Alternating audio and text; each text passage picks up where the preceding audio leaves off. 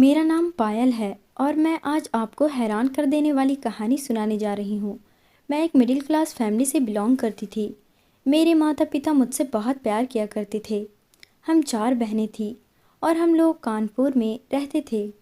हमारा कोई भाई नहीं था। पिताजी को जल्दी जल्दी अपनी बेटियों की शादी करने की लगी हुई थी, क्योंकि माता पिता दोनों ही बीमार रहा करते थे। उन्हें लगता था कि कहीं ऐसा ना हो कि वह अपनी बेटियों को इस दुनिया में अकेला छोड़कर चली जाए। इसलिए उन्होंने मेरी 2 बड़ी बहनों की शादी पहले ही कर दी थी और अब मेरा नंबर था। मैं बीए पास थी। मैं अभी और पढ़ना चाहती थी, लेकिन मेरे पिता को मेरी शादी की बहुत जल्दी थी। इसलिए उन्होंने मेरी आगे पढ़ाई रुकवा दी और कहा कि हो गई पढ़ाई, बहुत पढ़ लिया, अब हम तुम्हारी शादी करना चाहते हैं। बीए पास कर लिया, बस यही बहुत है, अब आगे पढ़ने की कोई ज़रूरत नहीं है। फिलहाल मैं भी अपने माता पिता के फैसले पर खुश थी। वैसे भी एक न एक दिन मुझे शादी करने अपने ससुराल तो जाना था ही।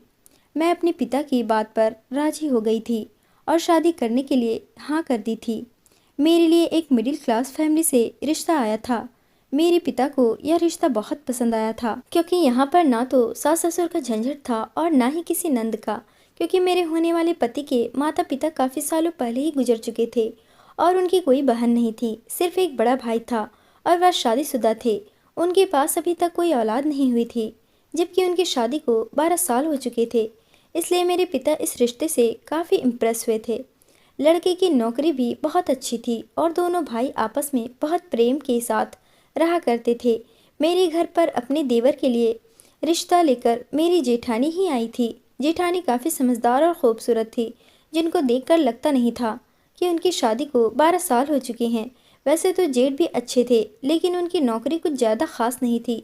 वह छोटा मोटा काम ही किया करते थे, लेकिन घर का खर्च सिर्फ मेरे होने वाले पति की कमाई से ही चल रहा था, क्योंकि मेरे होने वाले पति की कमाई बहुत अच्छी थी। उनकी अच्छी कंपनी में नौकरी लगी हुई थी। मेरे पिता को उनकी फैमिली की यह क्वालिटीज़ बहुत पसंद आई, तो उन्होंने बिना सोचे समझे ही रिश्ते के लिए हाँ कर दिया था।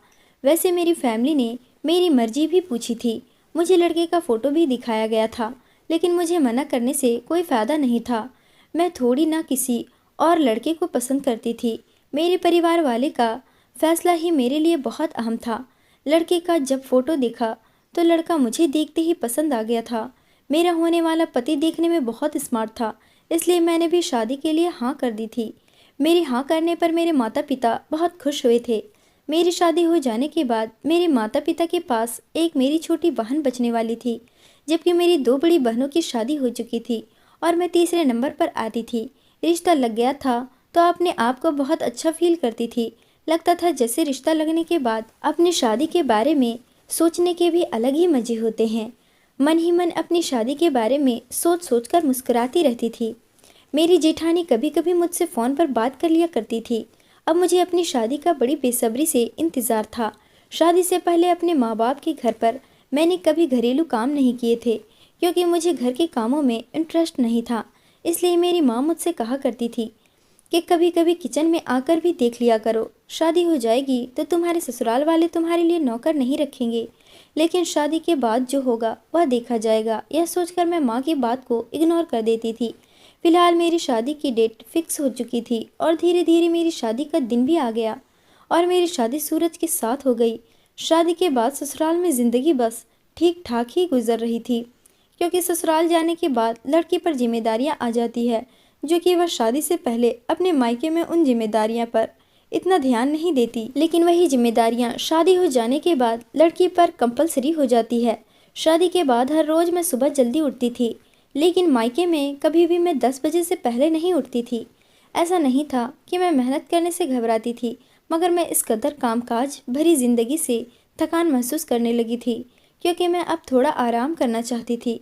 देखते ही देखते वक्त गुजरता चला गया और मेरी शादी को 3 साल हो गए थे। पिछले 3 साल से मेरा एक ही रूटीन था और मेरी रूटीन में थोड़ा भी बदलाव नहीं आया था। सुबह सवेरे उठकर सबके लिए नाश्ता बनाना, उसके बाद ज़रूरी काम निपटाना और फिर उसके बाद अपने पति के साथ टाइम स्पेंड करना। मेरी शादी वाले दिन ही मेरे पति ने मुझसे कह दिया था कि वह घर के लड़ाई झगड़ों के मामलात में कभी नहीं बोलेंगे। उनका कहना था कि कभी तुम मुझसे मेरी भाभी की बुराई मत करना, क्योंकि मैं औरतों के मामलात में बोलने वाला मर्द नहीं हूँ। अपने मैटर खुद ही सॉल्व करना। कभी भी मुझसे मेरी भाभी की शिकायत करने की कोई ज़रूरत नहीं है। इस घर को बनाती हुई चलोगी तो तुम्हें ही फ़ायदा होगा, और कभी भी मेरी भाभी से घर का कोई काम ना करवाना। अब तुम इस घर में आ गई हो तो इस घर की सारी जिम्मेदारियां तुम्हें उठानी है। भाभी की शादी को काफ़ी साल हो गए हैं। वह इस घर के लिए और मेरे लिए काफ़ी सालों से काम करती आई है। इसलिए मैं चाहता हूँ कि तुम अब घर की सारी जिम्मेदारियां उठा लो। मैं अपने पति की बात समझ गई थी कि आखिर वह मुझसे क्या कहना चाहते हैं। मैंने अपने पति से कह दिया था कि आपको मेरी वजह से कोई शिकायत का मौका नहीं मिलेगा। मेरी जेठानी तो सारा दिन आराम किया करती थी। जिस दिन से मेरी शादी हुई थी उन्होंने घर के कामों को हाथ तक लगाना बंद कर दिया था, और मैं ही घर के सारे काम किया करती थी। सुबह से लेकर रात तक मुझे घर के काम करते करते ही टाइम किधर को गुजर जाता था मुझे पता ही नहीं चल पाता था। घर में जेठानी मौजूद थी लेकिन फिर भी मुझे ही घर के सारे काम करने पड़ते थे। इस सब में मैं थक चुकी थी क्योंकि रोज सुबह उठते ही वही काम थे। इन कामों से मैं बोर आ चुकी थी। लाइफ में कुछ एंजॉयमेंट नहीं थी और ना ही कुछ स्पेशल होता था। लेकिन एक बात मुझे बड़ी अजीब लगती थी। मेरी जेठ ने एक नया काम करना शुरू कर दिया था। वो कभी आदमियों के बाल काटा करते थे तो कभी लोगों के घरों में जाकर लाइट की फिटिंग कर दिया करते थे। उन्हें तो शुरू से ही छोटे छोटे काम करने का ही शौक था और वह अलग अलग तरह के काम किया करते थे। कभी भी उन्होंने एक काम नहीं किया था जिसकी वजह से वह अपना कारोबार अच्छा कर सके। हर महीने उनके पास नए तरीके का काम होता था। एक दिन जब मैं सुबह के टाइम पर घर से मार्केट जाने के लिए निकली तो हमारे घर पर मोहल्ले की औरतें मेरे जेठ के पास मसाज करवाने के लिए आ जाती थी, और शाम तक उनका आना जाना चालू रहता था क्योंकि मेरे जेठ ज़्यादातर घर पर ही रहते थे। वह काफ़ी दिनों से यह काम कर रहे थे। मुझे इस बारे में पता था और उनको इस काम में अच्छा पैसा भी मिलने लगा था। मेरी जेठानी को भी औरतों के घर आने से कोई ऐतराज़ नहीं था। वह तो हर तरीके का काम कर लिया करते थे। हम जिस मोहल्ले में रहते थे वहाँ की सारी औरतें मॉडर्न थी, जिनका पार्लर वगैरह जाने का बड़ा शौक था, और इसलिए वह हमारे घर पर बॉडी मसाज करवाने के लिए आती थी। घर के काम करते करते तो मैं थक कर चूर हो जाती थी। मेरा भी थकान से बुरा हाल हो जाता था। मेरा भी कभी कभी मन करता था कि अपने जेठ से मालिश करवा लूँ, मगर हमेशा शर्म की वजह से मैं खामोश हो जाती थी क्योंकि मेरी जेठानी को औरतों के घर में आने से कोई ऐतराज़ नहीं था। वह भी काफ़ी फ्री माइंड औरत थी और लोगों पर रोक टोक नहीं करती थी। मेरे जेठ बहुत अच्छी आदत के इंसान थे। वह किसी से भी ज़्यादा फालतू बातें नहीं करते थे, और मेरी जेठानी भी ऐसी ही थी। लेकिन मैं अपने जेठ से ज़्यादा बात नहीं करती थी क्योंकि मेरे पति ने मुझे इतनी परमिशन नहीं दी थी। मेरे पति ने मुझे पहले दिन ही बता दिया था कि हमारे यहाँ मर्दों के साथ ज़्यादा बात करने की परमिशन नहीं दी जाती है। वैसे भी मैं तो कम ही बोलती थी और जब ज़रूरत पड़ती तभी बात किया करती थी, और मैं खामोशी से अपने जेठ के कमरे में खाना रख कर आ जाती थी क्योंकि वह कमरे से बाहर निकाल कर खाना नहीं खाते थे। जेठानी तो अपनी दुनिया में ही मस्त रहती थी, बस हमेशा टीवी के आगे बैठकर सीरियल देखती रहती थी। इसलिए कभी उन्हें अपने पति की भी ज़्यादा फिक्र नहीं होती थी।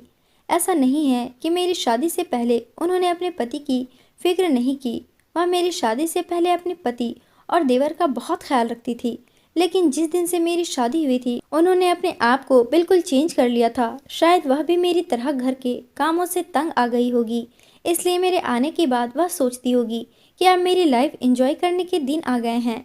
मुझे अपनी जेठानी से बड़ी जलन होती थी क्योंकि उनके आगे तो मैं थी जो इस घर को संभाल रही थी, लेकिन मेरे आगे कोई नहीं था जो कभी भी मुझे आराम दे सकती थी।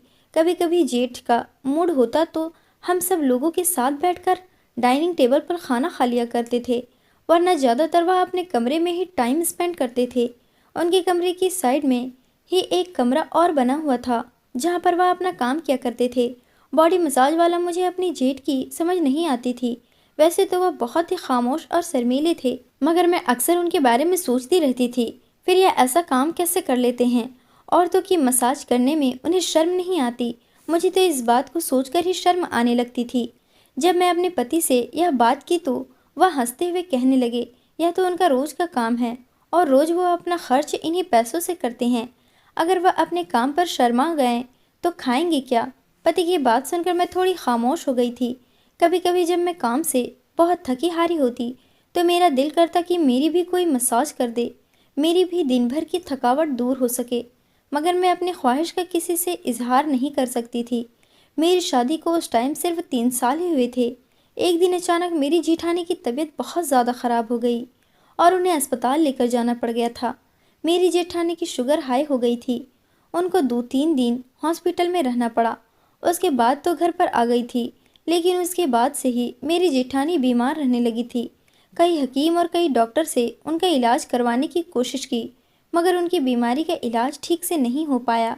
मेरे पति और उनके पति दोनों उनसे बहुत मोहब्बत किया करते थे। मेरे पति का मेरी शादी से पहले सारा काम जेठानी ही किया करती थी, लेकिन एक दिन मेरी जेठानी की इतनी ज़्यादा तबीयत ख़राब हो गई कि उनकी मौत हो गई।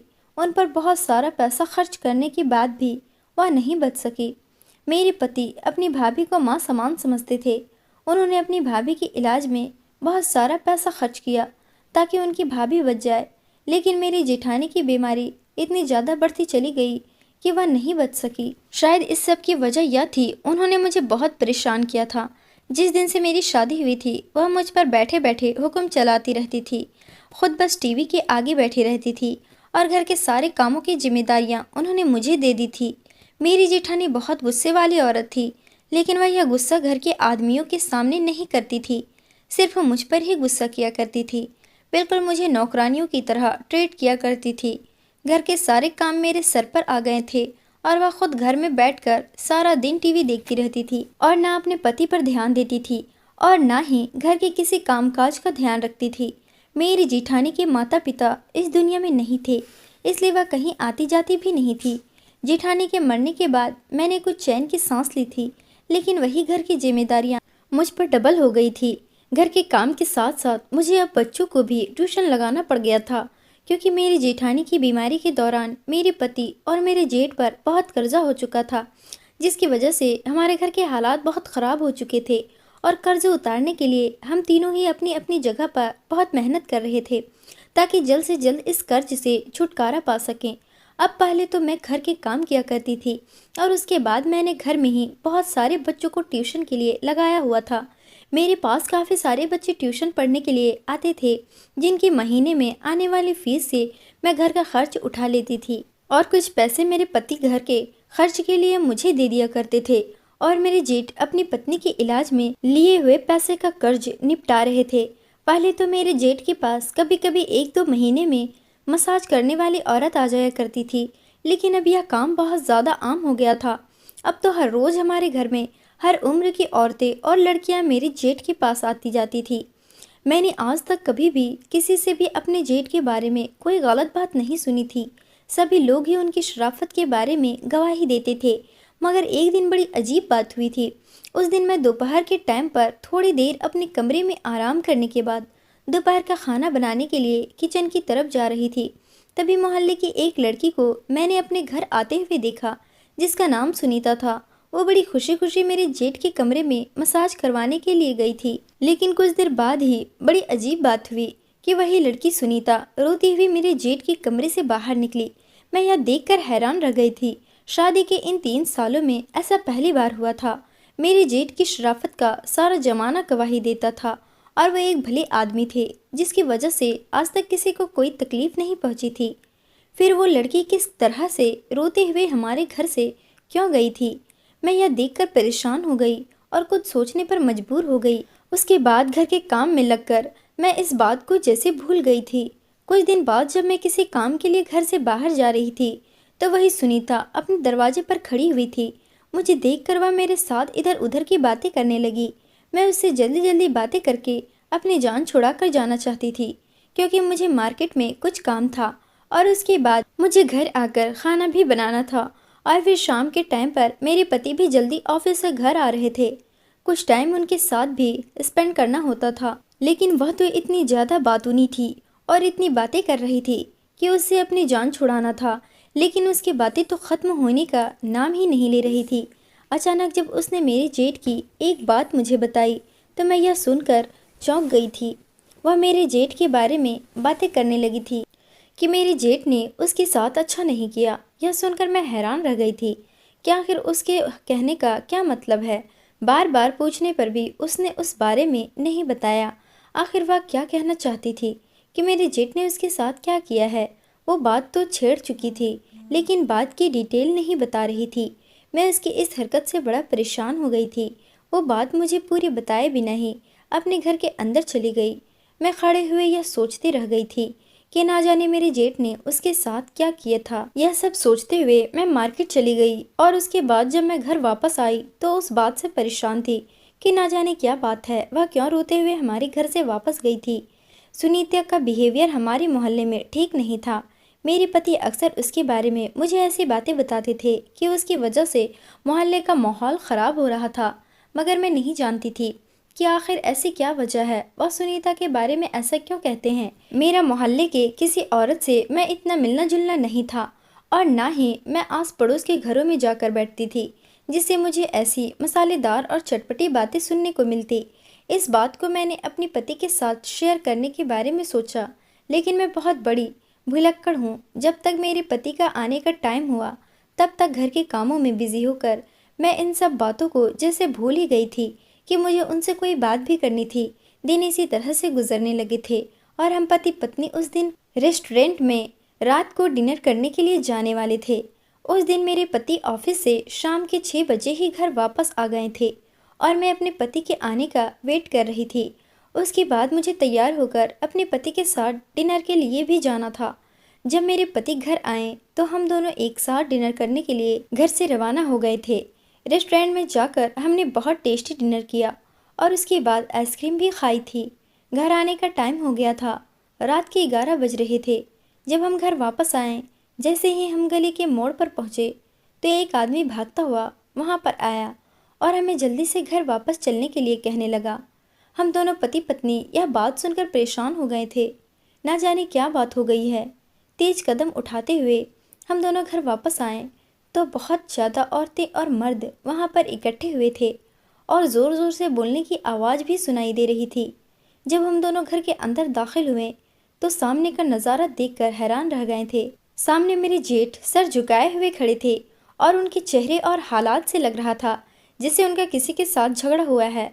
वहाँ पर मौजूद मोहल्ले की औरतों की गवाही से मालूम हुआ कि मेरे जेठ ने सुनीता के साथ कुछ ऐसी बात की थी जिसकी वजह से सुनीता सर झुकाकर खड़ी थी। हम तो बहुत ज़्यादा परेशान हो रहे थे। उसके हालात देखकर मैंने अपना दिल थाम लिया। एक नज़र जब मैं जेठ की तरफ देखा तो वह शर्म से ज़मीन में गड़े चले जा रहे थे। उनकी शक्ल से ही छलक रहा था कि कुछ तो गड़बड़ है। सुनीता के माता पिता का कहना था कि मेरे जेठ को अब सुनीता के साथ शादी करनी होगी। हम तो इस बात से बहुत हैरान हो गए थे, मगर मेरे पति यह बात सुनते ही हैरत में पड़ गए थे और गुस्से से चिल्लाने लगे कि यह सब झूठ है, मेरे भैया ऐसा नहीं कर सकते। मोहल्ले के बाकी लोग भी मेरे जेठ की शराफत की गवाही देने लगे। सुनीता की असलियत किसी से भी छुपी हुई नहीं थी, मगर सवाल यह था कि सुनीता के माता पिता आखिर सुनीता की शादी मेरे जेठ से क्यों करवाना चाहते थे। मोहल्ले के बड़े बड़े लोगों ने मीटिंग में बैठकर इस मामले को रफा दफा कर दिया।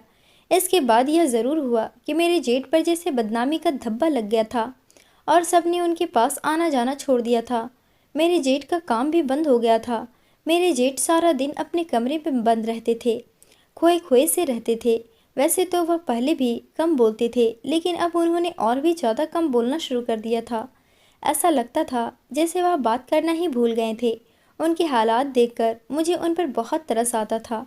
मेरा दिल भी यही मानने को इनकार कर रहा था कि मेरे जेठ कैसे किसी से कुछ कह सकते हैं। मेरे पति ने बहुत कोशिश की कि वह उनके साथ उनके ऑफिस में जाकर काम करे, वह वहीं पर अपने भैया की भी नौकरी की बात कर लेंगे, मगर मेरे जेठ सुनते ही साफ इनकार कर देते थे। और फिर मेरे पति के दोस्त की वजह से उनके लिए दूसरे शहर में नौकरी का बंदोबस्त हो गया था और वो यहाँ से अपना सारा सामान पैक करके दूसरे शहर शिफ्ट हो गए थे। वहाँ पर उन्होंने एक कमरा किराए पर ले लिया था। अब इस घर में हम दोनों पति पत्नी अकेले ही रह गए थे। अक्सर मुझे अपने जेठ की कमी महसूस होती थी। मेरे पति भी उनके बारे में सोच सोचकर उदास रहने लगे थे। घर की रौनक ही खत्म हो गई थी। पहले तो भाभी इस दुनिया से चल बसी थी और अब भैया की इस घर से जाने की मजबूरी थी। मैं अक्सर यह बात सोचती थी कि कोई लड़की कितनी ही गिरी हुई क्यों न हो, वह ऐसे खुद का सरेआम तमाशा नहीं बना सकती। और दूसरी तरफ मुझे अपने जेठ पर भी बहुत भरोसा और पूरा यकीन था। मैंने इन 3 सालों में उनमें कोई भी खराबी नहीं देखी थी। वह तो हमेशा अपनी पत्नी के साथ ही खुश रहते थे और अपनी पत्नी का ख्याल रखते थे। मैं यह समझने से अनजान थी कि आखिर यह सब क्या था। दिन इसी सोच में गुजर रहे थे। फिर एक दिन मेरी तबीयत कुछ ठीक नहीं लग रही थी, तो मेरे पति मुझे डॉक्टर के पास ले गए। डॉक्टर ने जो न्यूज़ सुनाई उसको सुनकर हमारी खुशी के ठिकाने नहीं थे। डॉक्टर ने कहा कि मैं प्रेग्नेंट हूँ। शादी के 3 साल बाद जब मुझे यह गुड न्यूज़ मिली तो मेरी खुशी डबल हो गई थी। मैं और मेरे पति ज़्यादा ही खुश रहने लगे थे। मेरे पति ने मेरे बच्चों का ट्यूशन पढ़ाना भी बंद करवा दिया था और घर के काम करना भी बंद करवा दिया था। उन्होंने मेरे लिए घर के काम करने के लिए एक नौकरानी को रख दिया था, जो कि घर के सारे काम किया करती थी। मेरे पति मेरा बहुत ज़्यादा ख्याल रखने लगे थे और मुझसे ज़्यादा से आराम करने को कहा करते थे। मेरी तरह वह भी अपनी औलाद के लिए बहुत खुश थे। शादी के 3 साल बाद यह खुशी सुनकर हम पागल से हो गए थे।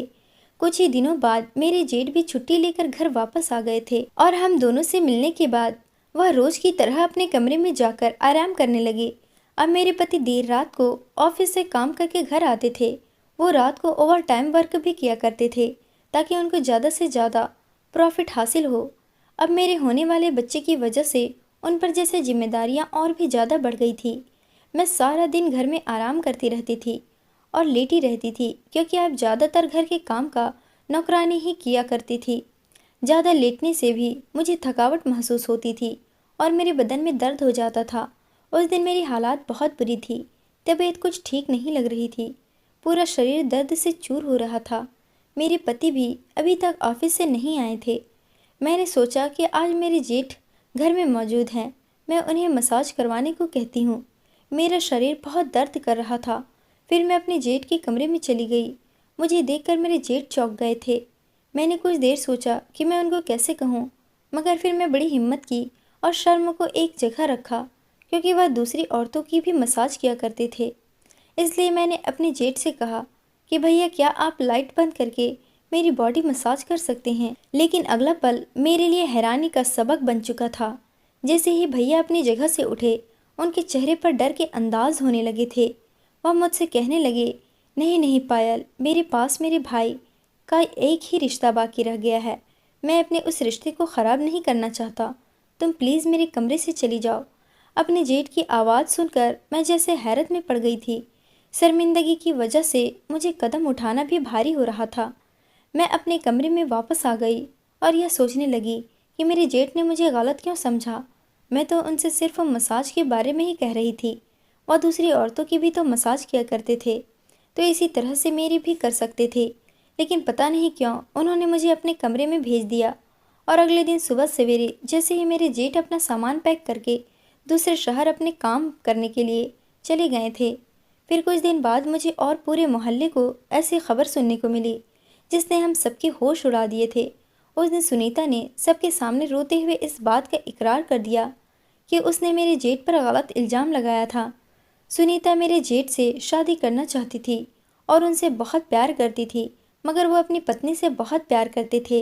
अपनी पत्नी के मरने के बाद वह किसी और के बारे में सोचना भी गवारा नहीं समझते थे।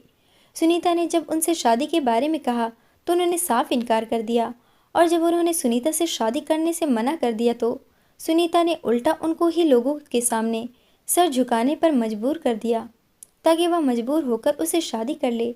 इस बात में ज़्यादा नुकसान सुनीता का ही हुआ था, क्योंकि यह बात सारे मोहल्ले में उड़ जाने के बाद सुनीता के लिए रिश्ते आने बंद हो गए थे और मेरे जेठ तो शर्मिंदगी की वजह से ये शहर छोड़कर ही चले गए थे। अब सुनीता के लिए एक अधेड़ उम्र की आदमी का रिश्ता आया था और कुछ दिनों में ही उसकी शादी होने वाली थी।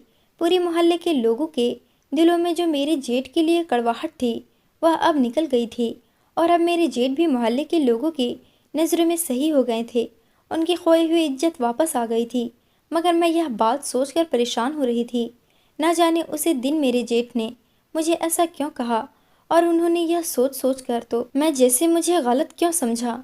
मैं पागल ही हुई जा रही थी कि फिर दोबारा 1 महीने की छुट्टी पर जब मेरे जेठ घर वापस आए तो मुझसे नज़रें चुराने लगे थे। मैंने भी उनसे बात करने की बहुत कोशिश की थी, और आज भी मेरे पति रोज़ की तरह ऑफिस में ही थे। मैं अपने जेठ के लिए खाना उनके कमरे में लेकर चली गई तो वो मुझसे कहने लगे, पायल, मैं तुमसे एक ज़रूरी बात करना चाहता हूँ। पायल, उस दिन जो कुछ भी हुआ मैं उस पर शर्मिंदा हूँ। दरअसल सुनीता की वजह से मेरी दिमाग की हालत बहुत ज़्यादा ख़राब हो गई थी। मैं अचानक ही डिप्रेशन में चला गया था। मुझे ऐसा लग रहा था जिसे हर औरत मर्द को गलत समझेगी। यही वजह है कि ना समझी में मेरे मुंह से तुम्हारे लिए ऐसी गलत बात निकल गई। तुम प्लीज़ मुझे माफ़ कर दो। मैं जो इतने दिनों से इसी सोच में खुद से नज़र चुराए फिरती थी। अपने जेठ की इस बात पर मैं जैसे भी बड़े दिनों के बाद खुले दिल से मुस्कुराई थी और उनसे कहा कि मैं आपके दिमाग की हालात को अच्छी तरह से समझता हूँ और मैं आपसे नाराज़ नहीं हूँ। वह भी जैसे मेरी बात सुनकर हल्के फुल्के से हो गए थे और फिर वापस चले गए। अब तो दूसरे शहर में अपनी ज़िंदगी अच्छे तरीके से गुजार रहे हैं। अब अच्छी कमाई भी करने लगे हैं, लेकिन आज भी उन्हें अपनी पत्नी की कमी बहुत महसूस होती है। उन्होंने जो बेइज्जती यहाँ पर सुनीता की वजह से उठाई थी, इस बेइज्जती की वजह से उनका कानपुर आने को बिल्कुल भी मन नहीं करता था। वह वहीं दूसरे शहर में रहकर ही अपनी ज़िंदगी गुजार रहे हैं। बस हमारे यहाँ हर महीने की छुट्टियों पर ही घर आ जाते हैं। सुनीता मेरे जेठ से शादी करना चाहती थी, लेकिन उसे यह नहीं पता था कि इस इंसान के दिल में तो अपनी पत्नी के मरने के बाद भी इतनी जगह है कि उस आदमी ने किसी औरत को गलत नज़र से नहीं देखा। सुनीता को वह पहले से ही पसंद थे। सुनीता की उम्र भी ज़्यादा थी, लेकिन वह मेरे जेठ के इंतज़ार में ही अपनी शादी नहीं कर रही थी।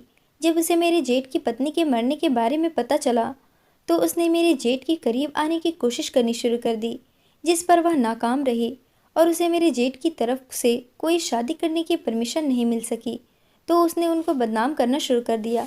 अब सुनीता की शादी अधेड़ उम्र के आदमी के साथ हो गई है। शायद यही उसकी सज़ा थी, लेकिन हमारे लिए खुशी की बात यह थी कि अब मेरे जेठ अपनी ज़िंदगी में खुश हैं। वह शहर में जाकर खूब पैसा कमा रहे हैं और अपनी ज़रूरत की हर चीज़ उनके पास मौजूद है। लेकिन आज तक उनके दिल में दूसरी शादी करने का ख्याल नहीं आया है, क्योंकि वह आज भी अपनी मरी हुई पत्नी को बहुत ज़्यादा प्यार करते हैं। कुछ महीनों बाद ही मैंने एक प्यारे से बेटे को जन्म दिया। हम पति पत्नी अपने बेटे के साथ बहुत खुश हैं। जब मेरे जेठ घर आते हैं तो हमेशा मेरे बेटे से बहुत ज़्यादा प्यार करते हैं। लोग हमेशा मर्द को ही गलत समझते हैं, लेकिन कभी कभी औरत भी मर्द को गलत साबित करने के लिए उस पर इल्ज़ाम लगा देती है। हर बार गलती मर्द की ही नहीं होती, औरत भी अपने फ़ायदे के लिए दूसरों को गलत साबित कर देती है। दोस्तों, वीडियो कैसा लगा कमेंट करके ज़रूर बताना। वीडियो को लाइक और चैनल सब्सक्राइब कर देना।